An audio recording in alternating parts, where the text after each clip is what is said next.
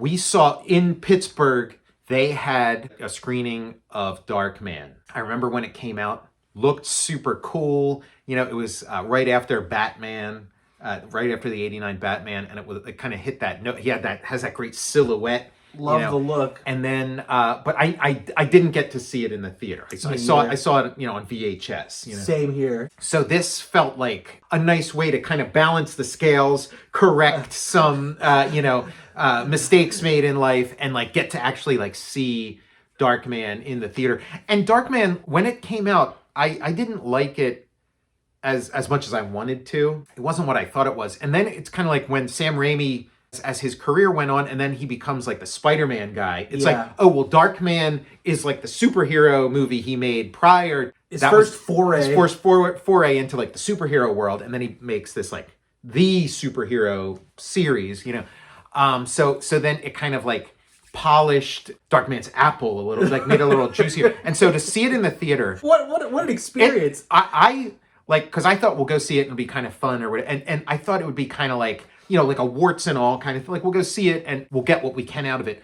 But it was masterful. Like, it was so good. Like, there was not a dull moment. Like, it played so well. Played really well on the big screen. Played well to the crowd.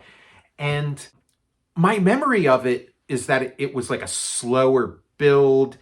But it is great from the first fucking frame. Yeah. Tom, when we selected to go see Darkman, and then as I'm getting to the theater, I'm thinking like, I'm so kind of tired of these long movies. I'm like, I was starting to get like the excitement. I'm like, this is gonna be a fucking tight 90. Yeah. A barn burner. It's gonna hit like, and it fucking delivered, didn't it? It's a tight movie. And it's such a blend of all these different genres too, because it's got like the horror, like he's like a Phantom of the Opera kind of character or something. It's got all that, and then it's got these like sci-fi elements of this like, you know, skin stuff, and then it's got like the superhero stuff. It's like such a perfect blend. When the credits come up and it says Darkman, and it's got his silhouette. I love such a great that silhouette. Batman came out, 1989 Batman, and then this was like on the heels of that, 90. Let's make some dark superheroes. You know, dark superheroes are in. Let's do some. And so it's an original, like, which is you get bonus points for that. It's an original,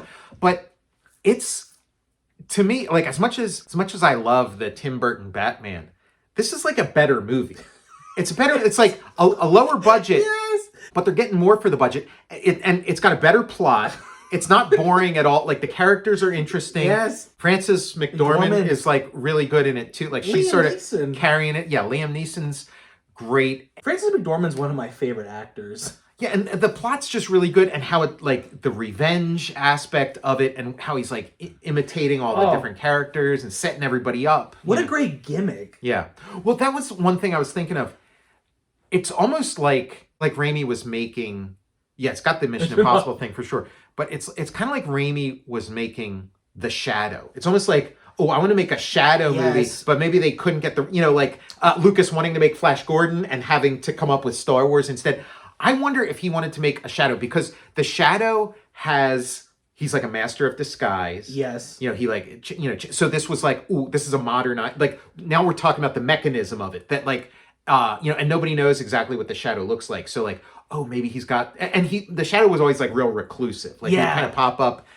And so it's like, oh, maybe this is like a mechanism for him to be a master of disguise, is this like skin graft stuff. And then, and the revenge aspect, and just, I mean, the whole profile, like it's his. I love revenge-o-matics. Yeah, total revenge-o-matic. And like, you're so right, Tom. It is. He was trying to secure the rights to the Shadow. Oh, is that it? That's exactly. Oh, okay. I didn't know. It makes so much sense because of the disguises, and then kind of, you know, like, and the horror aspect, that sort of like freaking people out. And his costume is the Elephant Man's costume, pretty much, like the Duster kind of thing, and like. Well, it's got that horror hero thing, which to me is kind of the essence of like the Marvel Comics superhero, like, you know, this sort of horror hero, because you got the Hulk, it's kind of like a horror hero. You got Spider-Man, who's kind of like again, Spider-Man's not like, you know, he didn't have his face melted by acid or anything, but he does dress up as this like creepy, you know, spider kind of Halloween-y kind of costume. and again, not a Marvel character, but you have like Batman as this sort of, I love this. So it is like this horror, or the Thing, this like monster hero. So he's Swamp Thing. Yeah, Swamp Thing. Yeah. I just love it. Like Okay, so yeah, more than like I wanted to do some research after we saw it, but I never got around to it. But yeah. Well, like in the great book, If Chins Could Kill, Bruce Campbell's book, he mentions that Sam Raimi was supposed to be the lead of it. Right, yeah. Which makes total sense. And there's certain lines in Darkman where it's like you can hear Bruce Campbell saying, like, "Get the fucking elephant." Like that was written for him to deliver that. That was written for But Bruce the studio wouldn't let him he was reduced to the shemping. Well, I mean, he ultimately does become Darkman because he, in the last shot, like he is Darkman. Yes. Yeah, he becomes the ship. And so presumably if Sam Raimi directed a Darkman 2, it could start with Bruce Campbell in the role, that he's adopted this new identity and stuff. But technically you could, it's like, if whatever person you put in, it's like, it's so cool that could be like, because of his gimmick. So the Shadow thing, so he wanted to do the Shadow and then... It was Universal, and then it ended up being Alec Baldwin ended up doing it. But the Shadow, yeah. I remember seeing that in the theater. You know what? I missed it. My buddy got to see it at a drive-in. I was so excited to see the Shadow. Like, as a kid, I was a Shadow fan. Like, I didn't know, like, maybe I heard like an episode of Shadow story. Well, that was but exactly. I was a Shadow fan. Like, because I saw the visual of the Shadow. I'm like, that's amazing. That looks so cool. And it was like around the time of Batmania, of like of the Batman movies coming out soon. And so they're talking about the Shadow as like an influence on the Batman and stuff like that. So I was captivated by it, but there wasn't really any Shadow media for me to consume. I think maybe I heard like on one of those old like radio tapes, one of those tapes of like old radio dramas. I might have heard like a Shadow episode on there, but like. And so I didn't know exactly what the Shadow was, just knew the visual, and I was real excited for it. And then when the Alec Baldwin Shadow came out, I was, really excited and saw that. And was underwhelmed by it. We need to do an episode for the Shadow. And that was the same, like, I like that era when it was like, we're making movies based on like radio plays, or the Phantom based on like a comic strip. The Phantom... I like when the Phantom came out, I was like, okay, that's more like it. I thought that was closer to like what I wanted the Alec Baldwin Shadow to be. It would have been nice to have gotten a sort of Avengers or something in that era where cool. You have the Shadow and Billy Zane as the Phantom teaming up, and then Flash Gordon. There hasn't been a Flash Gordon in forever. Yeah, Tarzan. Like the Bruce Campbell in his book If Chins Could Kill, he was the finalist for the Phantom too, down to Billy Zane or him. Oh man, yeah. Wouldn't he have been great? Man, Phantom? He got what close calls. Yeah, he got hosed so bad because it's like he would have been amazing as Darkman. Darkman was like the perfect cinema experience, and yeah, but if it would have gone up, for sure. With Liam Neeson's he's great, and he brings the depth and the pathos, and like he has too much tinge of sadness to him, where the Bruce Campbell thing would have like. Yeah, a little like fun. It would have been a little closer to Spider-Man. Yes. But yeah, the plot was so good, and then Batman '89 doesn't have. There's not a real great set piece in it. There's not like a moment where like Batman gets to kick ass and it's so or like or he's. We don't talk about that. Or the minimalized fighting. Yeah, like I wanted to see more. But like in Darkman, you get he gets a lot of cool moments, a lot of cool stuff, and then you got that amazing set piece of him being like dragged from the helicopter, and it's like CGI doesn't exist yet. Forget it. Jurassic Park comes out 2 years later or 3 years later, and models explode, and like he's just getting carried on this helicopter ride. He gets smashed through the window and he's like, sorry. There's lots of great twists with those identities that he can take on, which would have been really cool in a Shadow movie. Like if it would have hinged on that bald-headed guy is the guy from Swamp Thing that they give him that Arcane gives him the mutagen, and he turns into like kind of like a pig creature or something. Yeah. And it's a perfect complement with Pee-wee's Big Adventure, because watching it when you're little, Sam Raimi's doing the weird angle stuff too, and I'm like, why is this scene of the carnival so fucking scary? Yeah, and, like, it was a little too scary for me at the like. I wanted, probably at the time, I think I wanted a little more of like a vanilla superhero experience. Like I wanted something like Spider-Man where it's tragic but not like profoundly tragic and stuff. But it's perfect for me now. Like I was always, it freaks me out, like even when he gets his hands burnt on those electrical coils, I was like, maybe if he just keeps his regular hands, it would help him. But no, they're getting fried too. When I saw Darkman as a kid, I didn't know about Evil Dead or any of that. Like I learned about that stuff when I was in college. But knowing Raimi's filmography up to that point, it's amazing the amount of restraint. Darkman is a gonzo movie. It's got crazy, crazy stuff, like Durant cutting people's fingers off with it's like it is, but the movie shows a tremendous amount of restraint for like the guy from the Evil Dead series. You know what I mean? Like, because he does have to reel it in. So you get those little moments of like, stop motion animation on the hands. And then there's even a scene I'd like to another look at where he's typing and he's got, it looks like one of his hands is stop motion animated and the other hand is like not, is like regular. So like that kind of fascinates me. Like his burns, like the whole movie, like having him like so scarred up, it does give it like an extra like gross fat. It's like body horror. But it like it's a nice, it works. Like it it's a nice definitely suit. Does. And then like I guess because like coming off of Batman, it was like everything's like kind of amped up and stylized.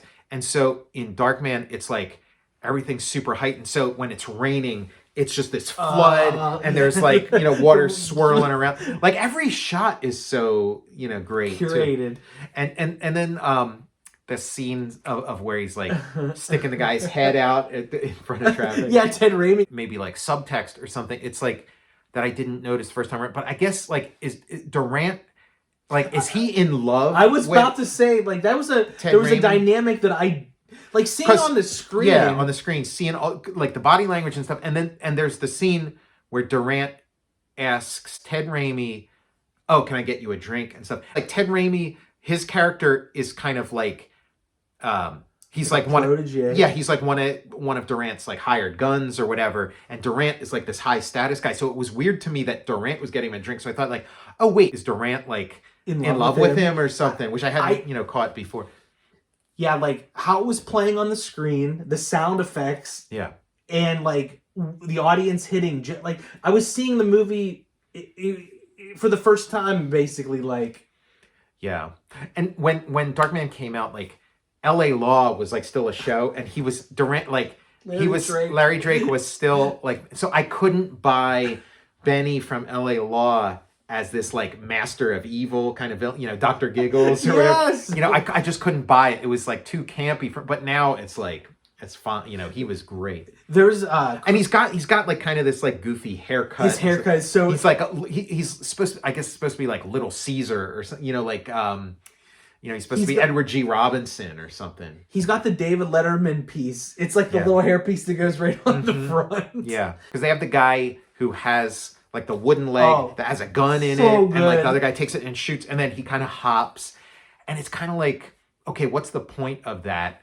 But then it becomes a great like callback later on when he shows up, and then he's just kind of jumping up and down. You're like, that means like the gun is out, Yeah. In Cracked Magazine, they did a spoof Dorkman, and Durant cuts people's dicks off with his clipper. Yeah, great. I'm gonna buy that issue. Dorkman, I think is what it's called.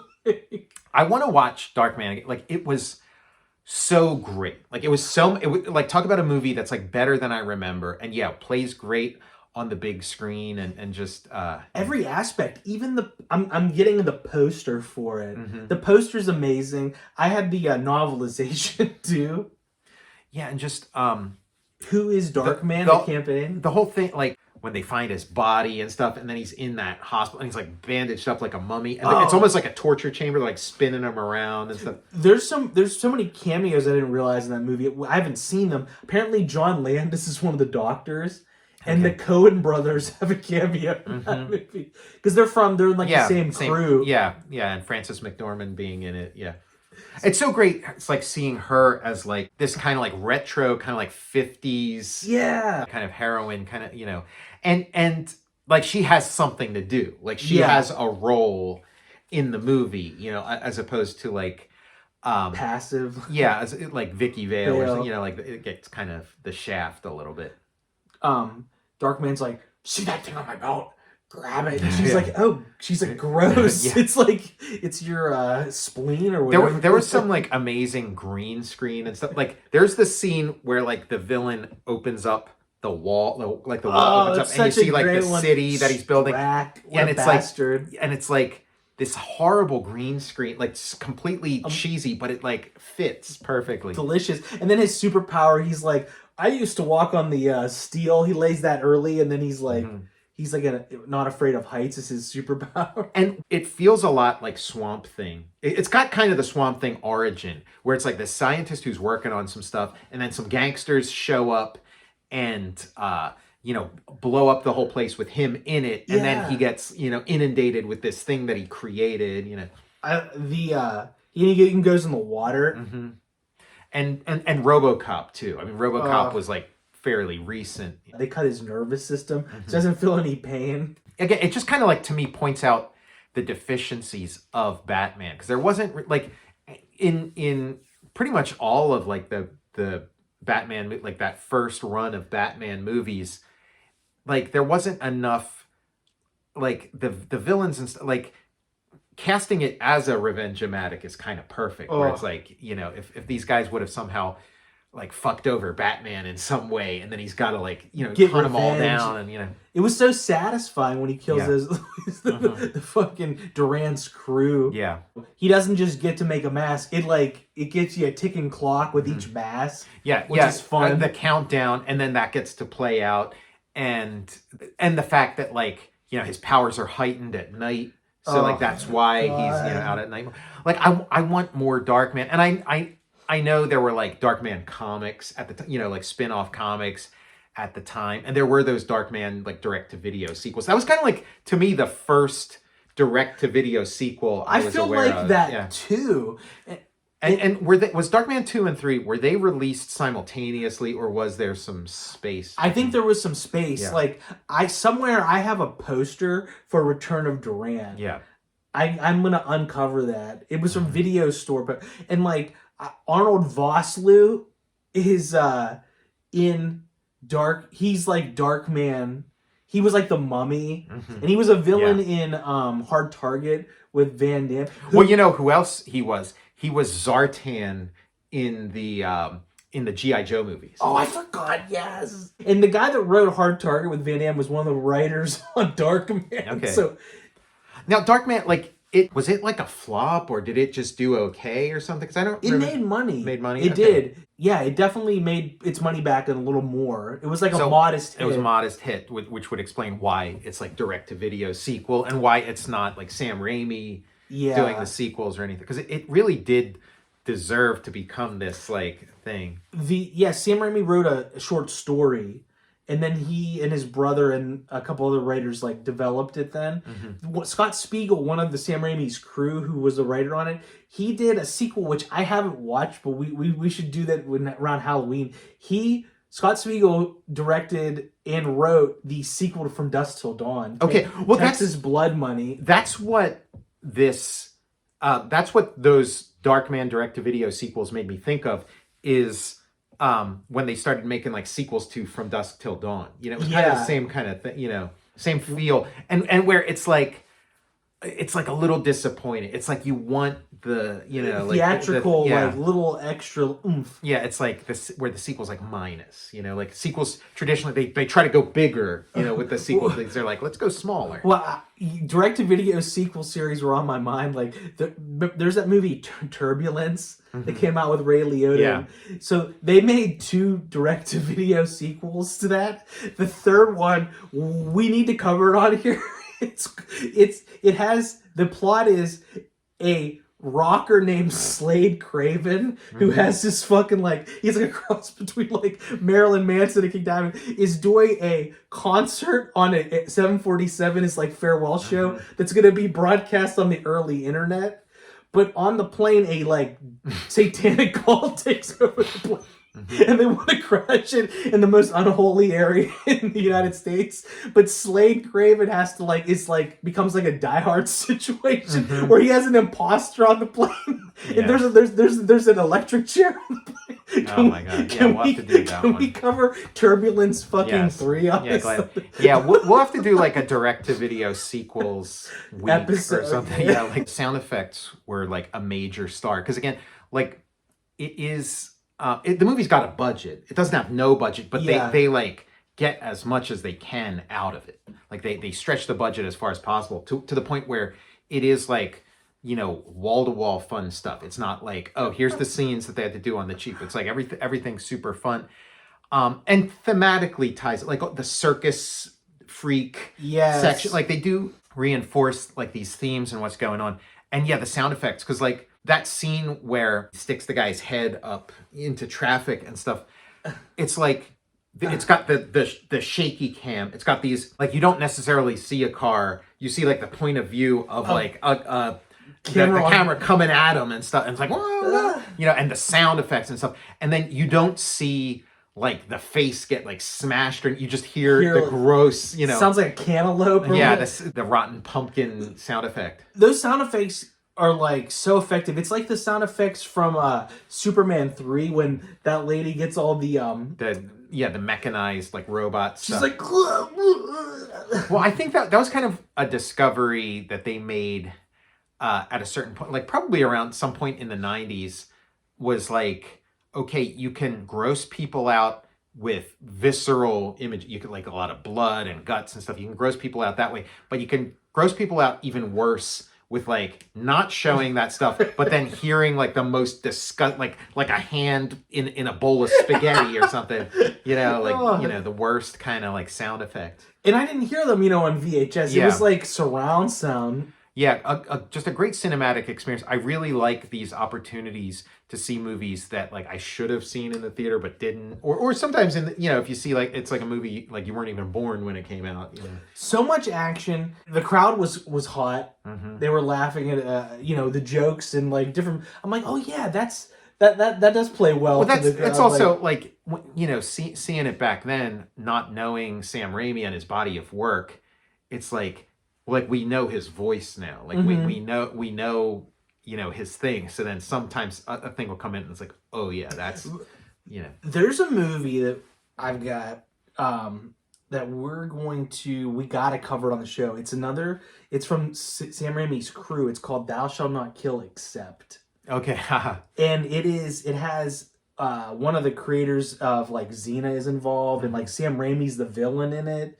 And Bruce Campbell did the story. It's about these like Vietnam vets who have to fight this like satanic cult. Okay, nice. And Sam Raimi, perfect 80s stuff. You're gonna love it, Tom. Sam Raimi is like this crazy like Manson guy, and he goes, "I'm Jesus Christ," and the guy's like, "No," he's like, "You're dead."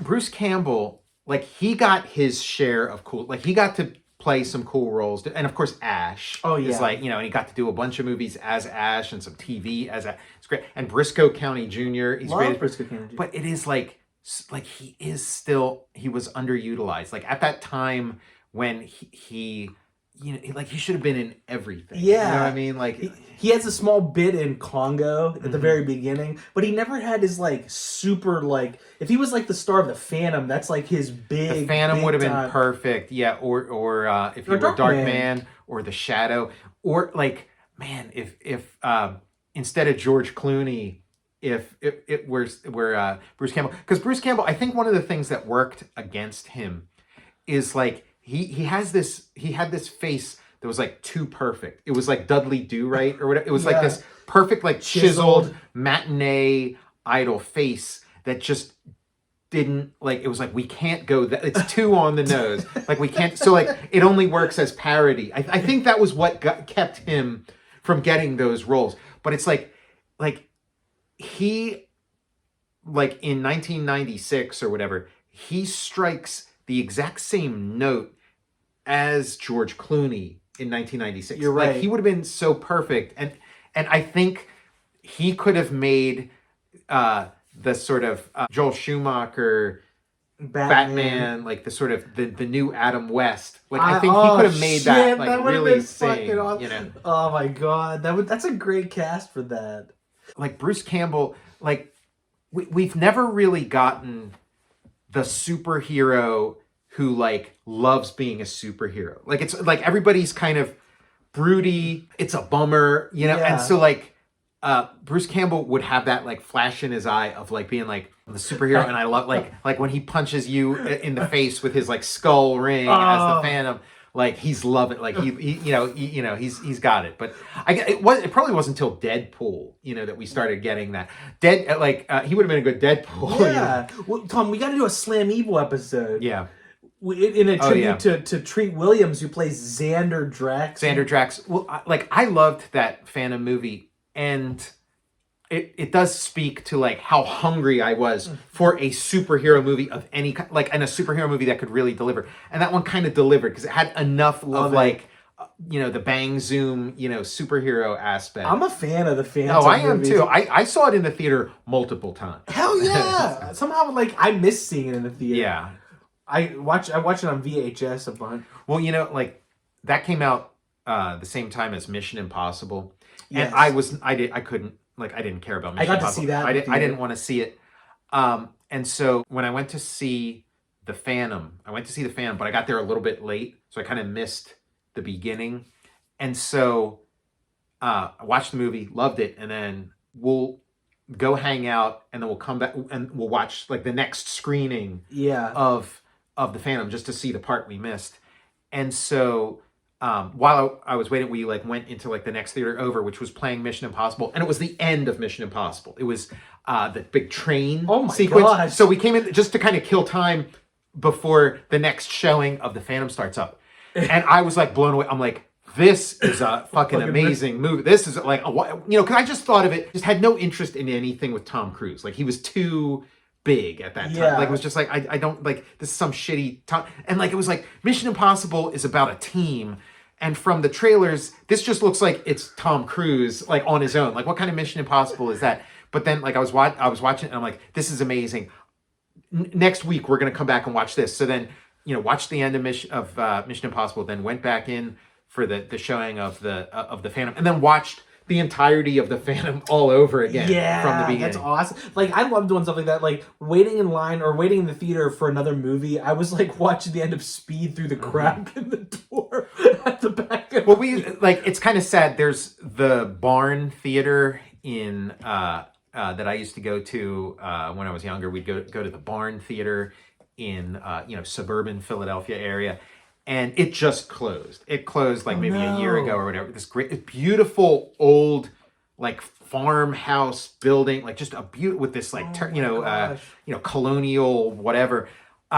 Just this beautiful building. But the way it was laid out was like all the theaters, like all the screens were all like down this hallway. So it was like it wasn't like real obvious to like watch. So like. We would go there and just watch like 6 movies. That's amazing. We would just watch like a whole, finish one movie and then pop into the next one, watch the next one, pop into the next. Like, this was back, like, now I feel like I have to help save the cinema, like the movie industry. But back then it was like the movie industry was flush, and it's like never going anywhere. Yeah, it's never going anywhere. So it's like, let's bend some rules. And so like, because of Mission Impossible, like the new one coming, I rewatch, like, I own the Mission Impossible movies. Yeah. So I was like, we should do an episode on the first. I love the first Mission Impossible. I just watched and it's Brian De Palma and so great. A masterpiece. I don't have all of them. I have some of them. I have that one. I have like the J.J. Abrams one. But yeah, I enjoyed that series in general. But the first one is like spectacular. It's like one of my favorite movies. That was a surprise, like, with that, because I remember I was at my friend Brian's house and we had I love a good surprise movie. His dad was like, "Hey guys, we're going to the movies." And we're like, what? This wasn't and we went and saw Mission Impossible. Well, Mission Impossible was like this mega hit, and like everybody had seen it, but I was like, nah, I don't want to see that shit. So, but Darkman, it's like so worth another look. And like, I love how iconic Batman is. Yes. But like this, like I'm gonna say like Darkman's better. Darkman's better than fucking. It's like it's got a pulse too. It's got a pulse. It feels like it's like a writhing creature. Like, yeah, exactly. And it doesn't waste your time at all. Yeah. It's very alive. It doesn't waste your time, and Batman's got a lot of fat on it. Yeah, and then like the fights.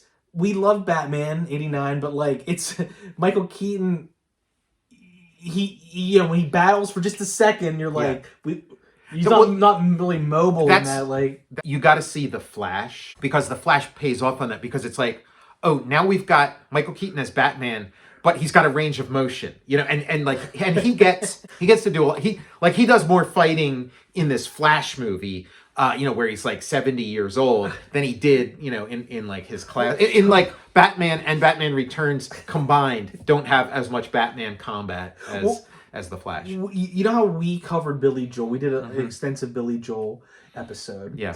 And we brought back the what was that? The song We Didn't Start the Fire to the forefront. Well, like I think Fall Out Boy, they must be a Total Recall Show fan, because in their new version they have what was the one where Billy Joel can't take it anymore in the original? Rock and Roll the Cola Wars. I can't take it anymore. This one they say Keaton, Batman, Bush v. Gore. I can't take it anymore. Beautiful. So they fucking must watch. They mentioned Michael Keaton, Batman in the fuck. Did they mention Lou Ferrigno? They mentioned Robert Downey Jr., Iron Man in it, but Keaton, Batman, Bush v. Gore. Can't take it anymore. Well, that's good, because like the the Cola Wars, like why would the Cola Wars drive Billy Joel up a wall so much? That was his last stand. But Bush v. Gore, like there was a little more at stake there. Darkman, 30 years later, it's a classic. Still it's great. better than it ever was.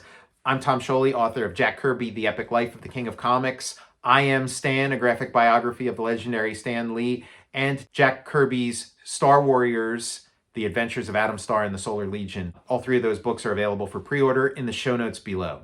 Matt Zeoli. And please follow me on Twitter at Tom Scioli, on Instagram at Tom_Scioli, and support my Patreon. Go to patreon.com and search Tom Scioli. Follow the show on Instagram at total_recall_show. And yeah, we'll see you next time. Yeah, we're in the dark. Don't be afraid of the dark or whatever.